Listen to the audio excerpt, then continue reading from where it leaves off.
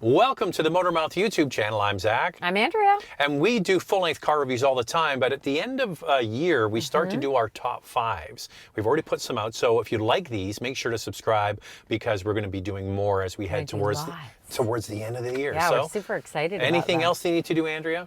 Well, you got to follow along on Instagram at Motormouth_Andrea. I always put a sneak peek of what's coming up on the channel and when the videos are dropping, and of course, subscribe. Okay, so the way we do this, we don't go 5, 4, 3, 2, 1. No. That's old school. What we do is we pick 5 vehicles and we go through the high and low points of each because what's good for one person might not be good for another person. And then at the end, what do we add in? Oh, then we do honorable mentions, and we've got a few coming up on our list.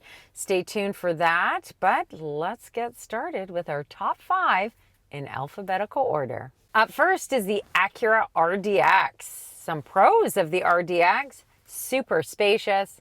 It's been out for a while, so they have really ironed out any issues that the RDX had at the beginning. And you know what one of my favorite things about Andrea, the RDX tell is? me, what is it? The flat floor in the rear seat. If you have a larger family and you're always taking a third person in the rear seat, boy, it is just much more comfortable for them. Okay, so RDX out of the box comes with some of the most power in this class. Yeah. There are a couple of vehicles that have more standard. I'm talking about the base engine. The GV70 with the 2.5 liter turbo and the Stelvio from Alfa Romeo, but this is really quite competent. So that's the positive. Then you turn your attention to the inside, and for some people, this is where it falls down. For us, it falls down. Yeah, this is a con for us. The trackpad and the button shifter, that whole center console to me is just a bit polarizing. Busy. It's a little bit too much. Drive modes as well, like a giant button there.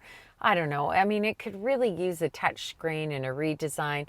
I don't know how many people love the trackpad. When we speak to people who do buy it, they say they get used to it and it's not really that much of a big deal. Andrew, you can have a stone in your shoe and get used to that.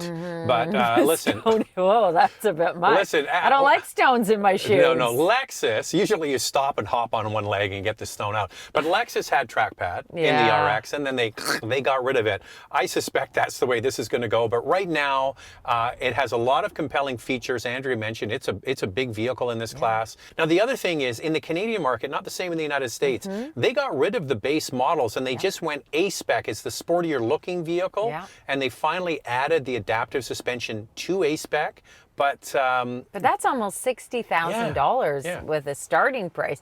Remember the day in Canada when we used to get the RDX for 46,000 Canadian? Do you know when that was, Andrea? That was 18 months ago. Because they brought out the CRV, which is more expensive. So they dropped the base models. However, in the US, you can still get some cheaper options. You can. And the thing about the RDX is that it is really a great all-rounder. It handles quite well. It kind of gives you a bit of a sporty feel.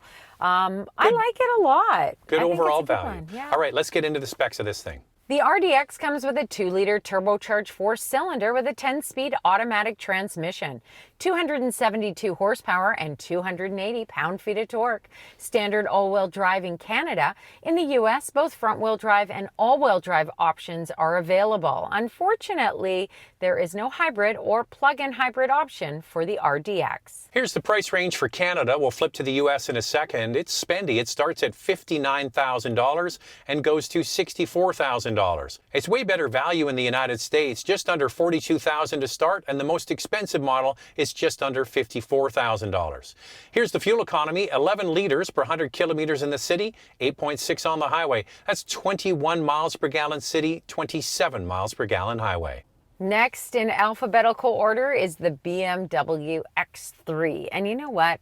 I really think this one is tough to beat for its engaging and fun drive and tons of powertrain options. So we have 2 gas models. That's the 4-cylinder turbo, then the inline 6 turbo, and then in the Canadian market, there's still a plug-in hybrid available. Not in the United States. I'm not sure why they dropped it for the American market for this year, but that's a more fuel-efficient option.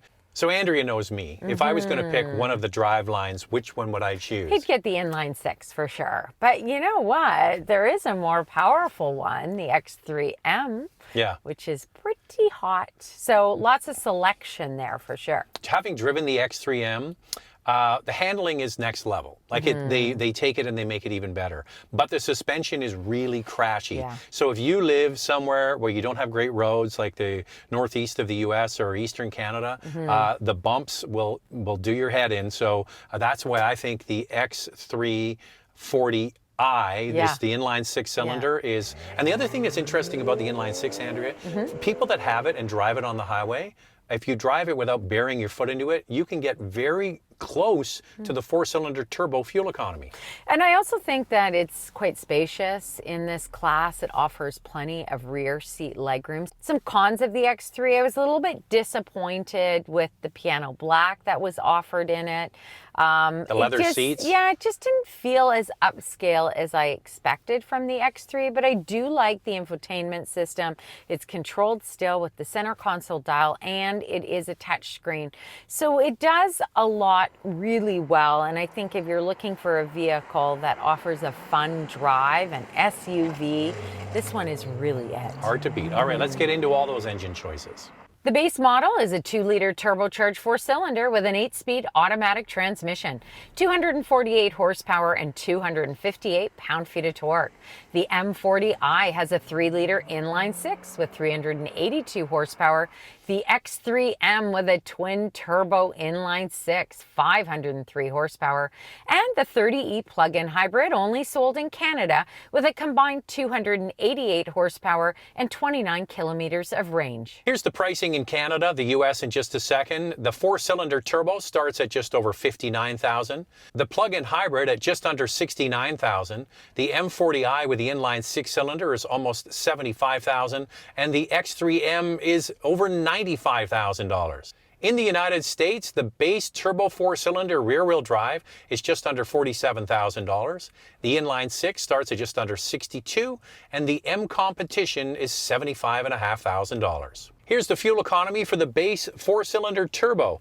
11 liters per 100 kilometers in the city, 8.4 on the highway. That's 21 miles per gallon city, 28 miles per gallon highway. The inline 6 is 21 miles per gallon city, 26 miles per gallon highway. The plug-in hybrid's only available in Canada, and it gets 3.9 liters equivalent per 100 kilometers. That's 60 miles per gallon equivalent. Up next in alphabetical order is the Genesis GV70 with two terrific engine options, a 2.5T and a 3.5T. Great performing engines and precise steering. You can also get it electrified. Yeah. So that's something to consider. The electric one is really quite spendy. But you know what? This is a great example of just how tenacious the Koreans are at going after all of these different segments. They have their mainline cars, Hyundai and Kia. They're very good. Yeah. In the luxury division, Genesis, they do an excellent job, especially with interior materials. So here's the electric version. Beautiful ivory white, full leather interior. It was stunning. Beautiful. I mean, they have taken it to a whole other level when it comes to interior quality. I would say best in class at this point. The materials are gorgeous. There's no piano black. There's no hard plastic in their vehicles.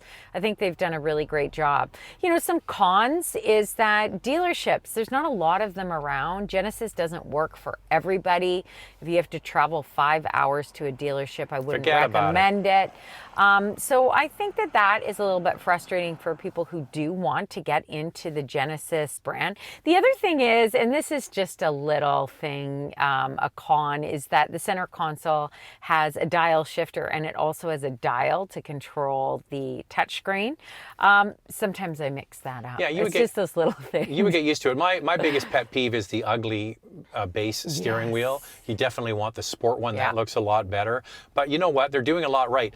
We've driven all of them. The electric is fantastic. In fact, I think the EV version is one of my favorite electric SUVs. However, it's kind of only sold with one trim and it ain't cheap. No. And then the base 2.5 turbo of the gas models, I think is the one to buy. I think that's the one to get. You know, I just think that there's a lot of value. Genesis, as we see with Hyundai and Kia as well, they really load up their vehicles with features. So you get a lot for your money, especially in this class. And they are terrific handling vehicles as well. All right, let's get into all the powertrains. The base GV70 has a 2.5-liter turbocharged four-cylinder with an 8-speed automatic transmission, 300 horsepower and 311 pound-feet of torque, a 3.5-liter twin turbocharged V6 with 375 horsepower and 391 pound-feet of torque, and of course the electric GV70 with up to 383 kilometers, 238 miles of range. It has 429 horsepower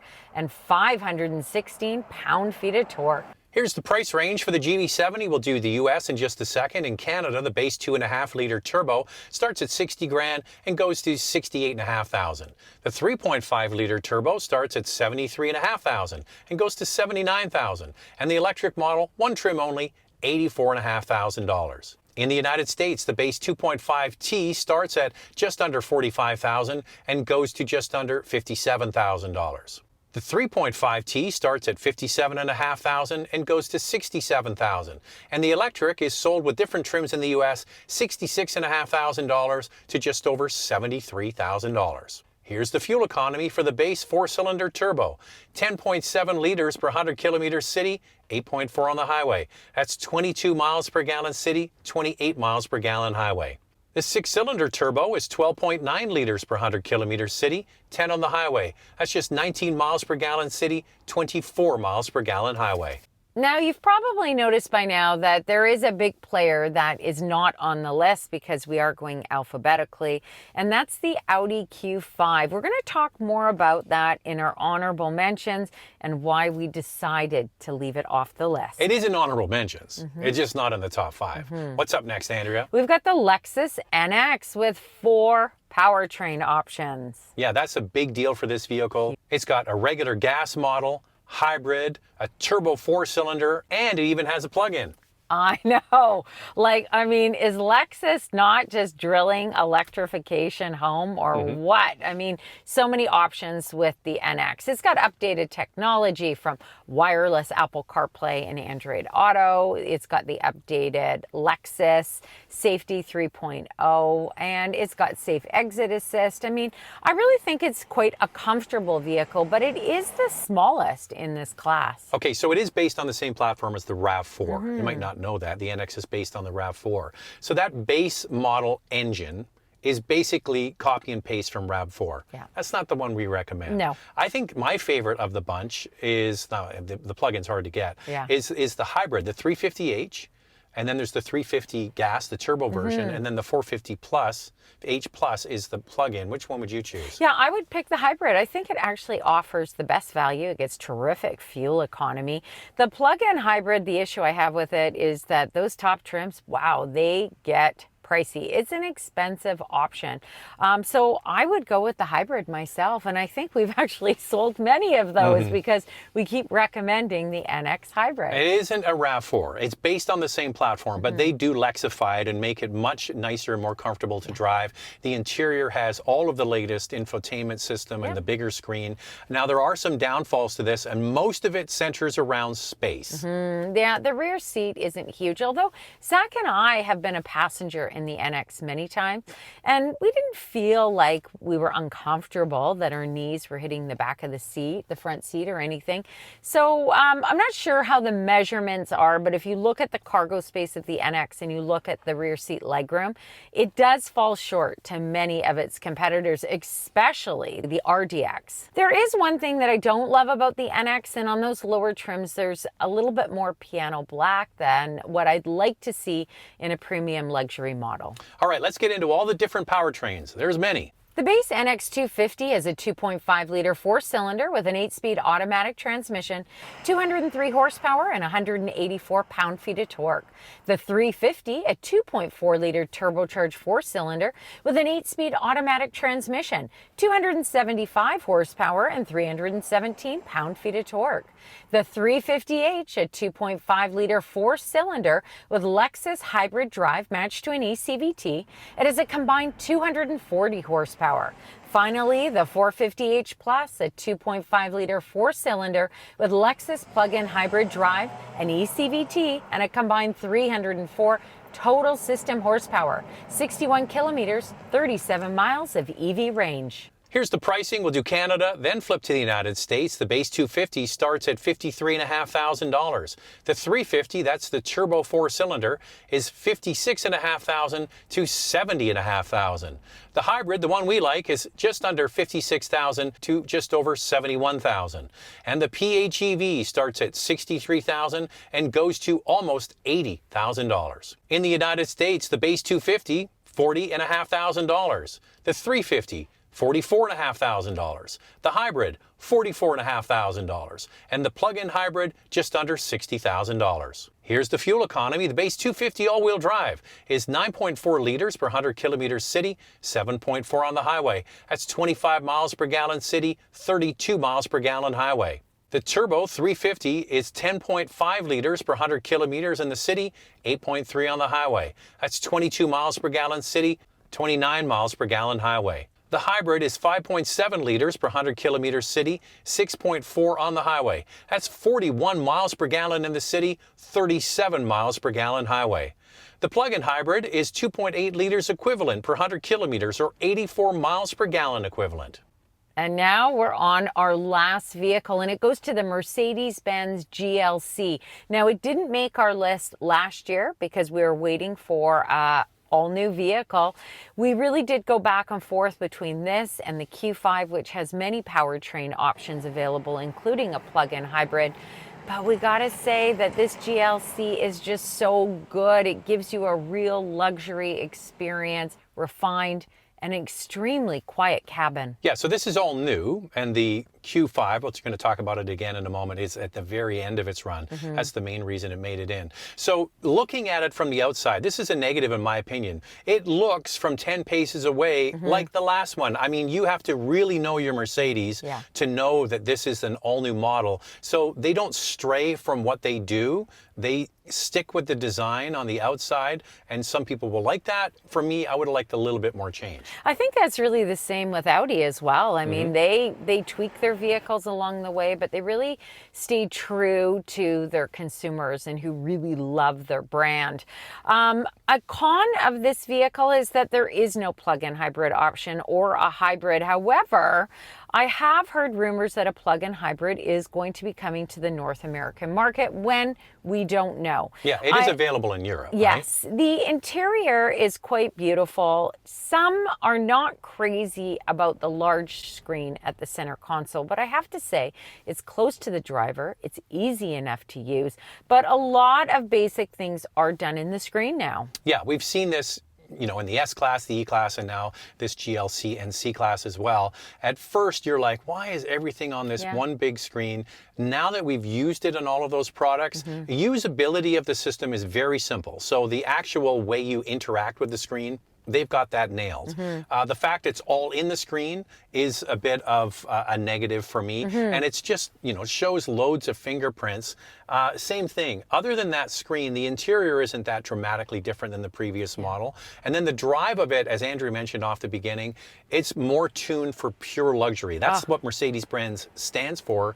And you're not getting sporty, you're getting comfortable. Yeah, and I think that's the key in this category. You have a variety of vehicles, some with a more engaging drive, but if you really want that smooth, refined, quiet cabin, that real luxury experience, you're going to find it with the GLC in this compact class, and that's why it made our list. The GLC 300 has a 2-liter turbocharged 4-cylinder with a 9-speed automatic transmission. It has a 48-volt mild hybrid system and a combined 255 horsepower and 295 pound-feet of torque. The AMG GLC 43 will be arriving early 2024, and the AMG GLC 63 SE Performance SUV will be arriving later in 2024. Here's the price for the GLC 300. It starts at just under $59,000. In the United States, the GLC 300 rear-wheel drive is $47,000 and the all-wheel drive $49,000. Fuel economy is rated at 10.4 liters per 100 kilometers city, 9.1 on the highway. That's 23 miles per gallon city, 31 miles per gallon highway. So there's our top 5 luxury compact SUVs. What's your favorite pick? What would you buy? Type below, let us know. All right, let's get into the honorable mentions. At first is the Audi Q5 with plenty of powertrain options. I think it's a great all-rounder. It's just gotten a little bit older. I find that the interior with the touchscreen sitting on top of the dash doesn't work for everybody because petite drivers are finding it very difficult to reach the touchscreen. That's the feedback I've been receiving. And the reason for that is that this is, and one of the reasons it's not on the list, it's at the very end of its run. So it got a mid-cycle refresh, and what they did was they used to have a control wheel here in the center. That's how you controlled the screen, MMI system, and they got rid of it. So now there's a hole there, and instead of controlling it here, you have to actually physically control it on the screen. So for petite people, that's a bit of a reach. So it wasn't designed for that. No. They did that because of Apple CarPlay and Android Auto. So that's the part of the vehicle that is really falling behind. But when you look at functionality, engine options, the way it looks, it still is a great looking vehicle. All of that still holds up. And we said the same thing last year of the GLC. Even in its final year, it was still a competitive vehicle. Yeah, for sure. I think that if you enjoy Audis, it's still a good option, but I just feel like it needs some updates. Needs some it loving. needs something, you know, it's just not holding up when you look at all these other brands coming out with new features. I also find the steering on Audi models to be extremely light. If you like that, you'll love the Q5. Up next is one of my favorites, the Porsche Macan. It didn't make our list. It's a pricey one, and it's not an affordable option for everybody. Okay, so these are luxury compact SUVs.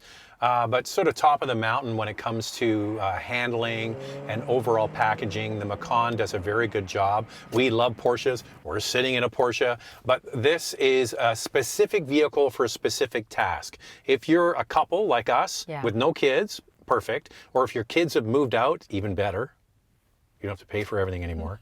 We're not there yet. We're not there yet. But the reason is because rear seat legroom and cargo space is a premium. It just doesn't deliver on those fronts. But is it engaging and fun and a wonderful vehicle to drive? Absolutely. It does everything so well. So I would definitely consider it if I didn't have to put somebody in the back seat all the time, especially if you are a family and you're still using car seats. I wouldn't put my mother-in-law back there. She wouldn't go anyway. Up next is the Volvo XC60. I actually think that this is a great vehicle for a couple reasons. The drive is refined and it's smooth and the cabin remains quiet. And I think Volvo does terrific interiors, just beautiful. So Volvo was way out of the gate long before everybody else with plug-in hybrids. And they've had plug-in hybrids in their vehicles for many years. And it's a good option if you want to average down your overall fuel economy. And because they've been doing it for a long time, you would hope they'd have it all kind of figured out. But that's a very popular option for many. And it gets good range as well. I mean, you could stay within that daily range daily, no problem at all. And then if you just charge it every night, you have a clean drive. You'll rarely hit the pumps with that plug-in hybrid. And one last point on the Volvo. They have designs that stand the test of time. So the interior of this XC60 has been around for several years, still looks great. Outside of this vehicle, it's been around for many years, still looks great. If you design something well, I guess Q5 falls in that category as well. It looks good for years. I also think Volvo has some great interior color options that make the vehicle even look more upscale. A con of the Volvo is some people just don't like the Google system. They feel that Google is listening to them. I don't mind it. I've got an Android phone, and yes, Google does listen. This is going to be the back end for many new brands going forward. The Google Automotive. It's not Android Auto, it's Google Automotive is the back end system, and that's what it runs on. So I think we're all done here, Andrea. We got 5 and a few extras. Hope you enjoyed it. Like I said, type below. Let us know what you think. What's your top 5, and what would be your #1 pick? All right. Don't forget to subscribe because we're doing more of these. And Andrea, it's Motormouth _Andrea to follow along on Instagram, and we'll see you in the next one. See you next time.